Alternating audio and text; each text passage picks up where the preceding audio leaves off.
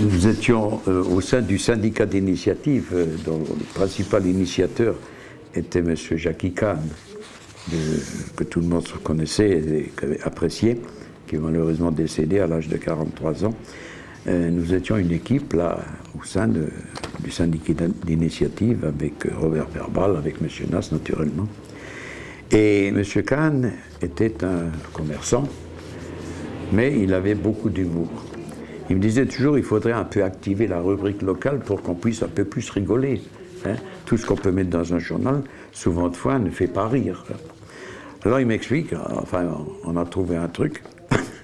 J'ai mis dans le journal qu'il y a eu un concours de rock. Hein. Et un concours de rock. Et Canavitor Vramba avait gagné le premier prix. Et ça se passait au petit bal du café de la Poste, dans la rue de la Gare. Bon, ça paraît dans le journal, et je citais le nom, mais le gars ne savait rien. C'était aussi un canular. Malheureusement, le soir-là, il n'était pas à la maison. Il était sorti. Sa femme n'a jamais cru que c'était pas lui.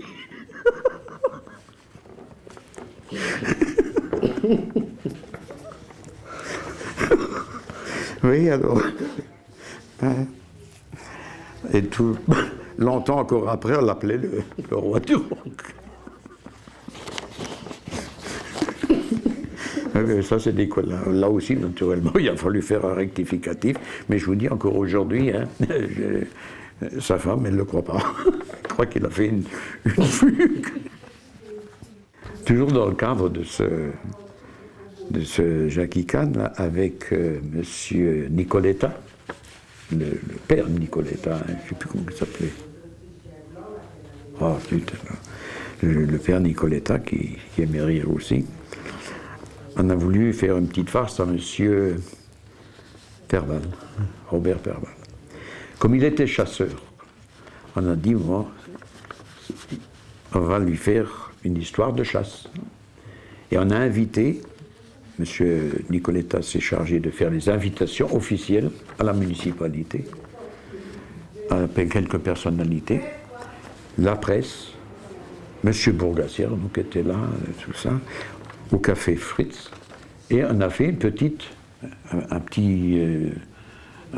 un pot, hein, l'après-midi, en réunion comme ça, pour lui décerner un trophée de chasse. Naturellement, Robert est arrivé là, il ne savait pas de quoi il s'agissait, et puis finalement on lui a expliqué, et on lui a remis un trophée de chasse, c'était une carabine à fléchette. Avec la presse. Mais Robert étant bon joueur, ça s'est bien passé. Mais un qui s'est un peu vexé, c'était M. Bourgassière, qu'on avait dérangé comme premier adjoint au maire. un petit canular. Enfin, M. Bourgassière était bien gentil, hein, et ça s'est bien passé quand même.